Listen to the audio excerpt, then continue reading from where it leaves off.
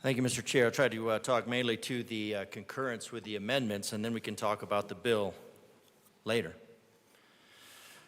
seems to me we're having two very different conversations, and perhaps with some stakeholder painting with the parent groups, the groups that are concerned about how this affected their rights and responsibilities and their protections of their children, instead of classifying them as fascists and Nazis.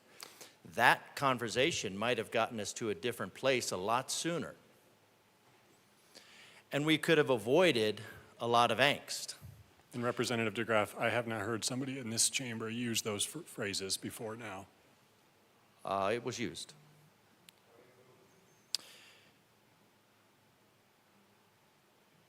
So feeling safe in public spaces, that's an interesting one because many have been denied feeling safe in private spaces.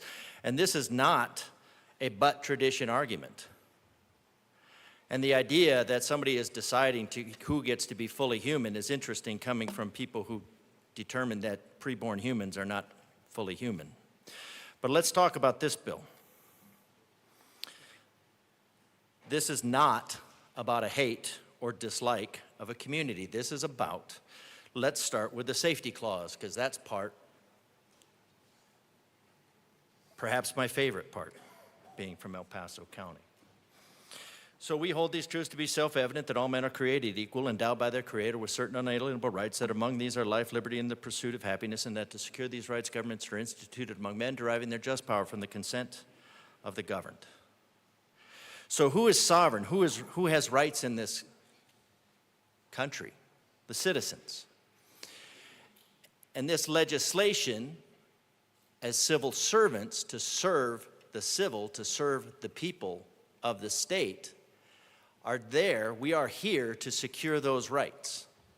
And this bill, Operation Stranger Danger, because we were initially talking about keeping secrets from parents, to the extent of secreting them away on couches, hidden away from their parents, who are obviously going to be worried sick about them. So this bill is still about that, because this bill is the foundation for that. That has not gone away. It has not gone away. The sponsors have said it. The bill is structured for it. So this General Assembly is to secure the rights of the parents, and the governor is supposed to be executing the will of the General Assembly in the process of securing the rights for the citizens of Colorado. And this legislation has failed.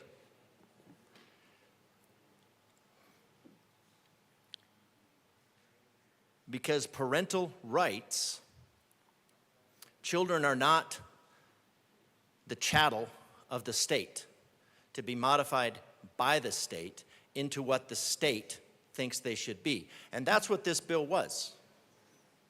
It wasn't about erasing anybody. It wasn't about denying anybody's humanity. It was about allowing parents to act as the fiduciaries and act along the responsibilities, their Creator-endowed, self-evident rights, and those rights are based on responsibilities, and those, we would go back to our initial documents and say they are entitled per the laws of nature and nature's God, and that's how we see family structured in nature. This bill intended to strip that family.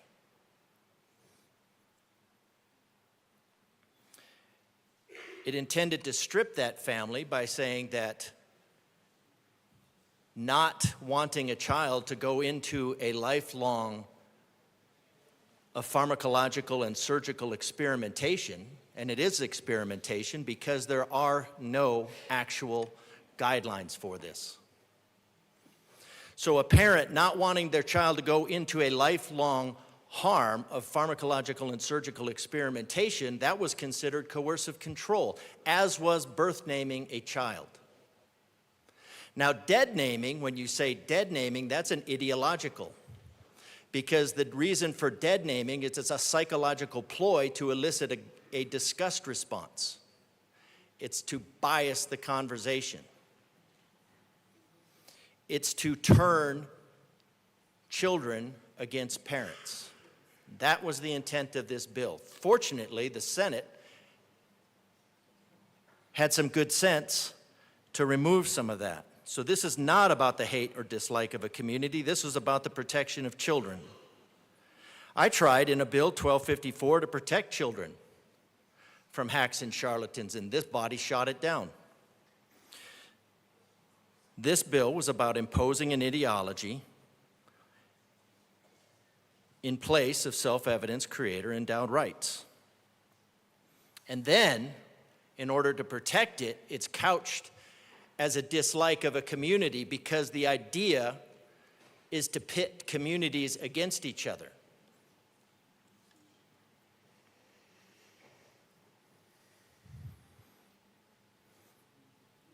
So the bill's intent was to undermine. So let's talk about some of the other things in the bill.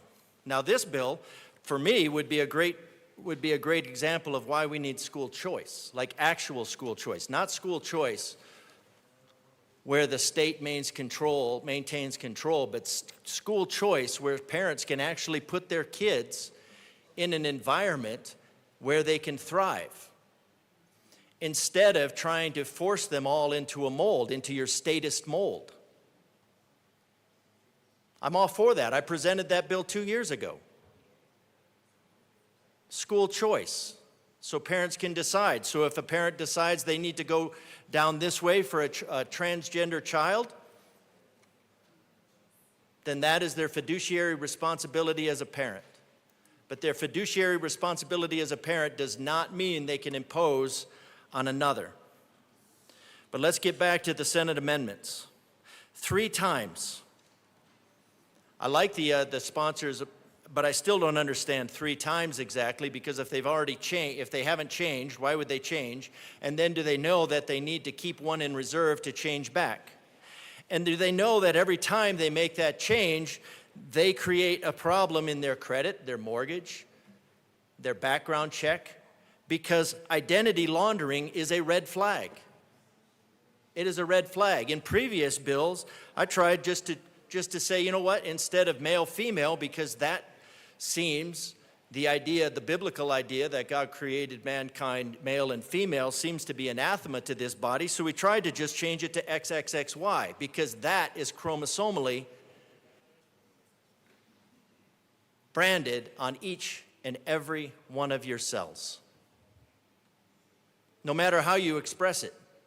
Doesn't matter what you wear. You're either XX or XY. Yes, there's some differences in there, but overall, overwhelmingly, it's either XX or XY.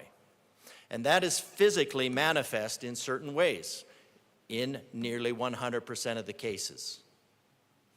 So putting XXXY, because why would you change your sex designation? Because you can't change your sex. Now you can change your gender identity, I suppose, based on this bill, which can be anything, be how you dress, how you talk, how you walk.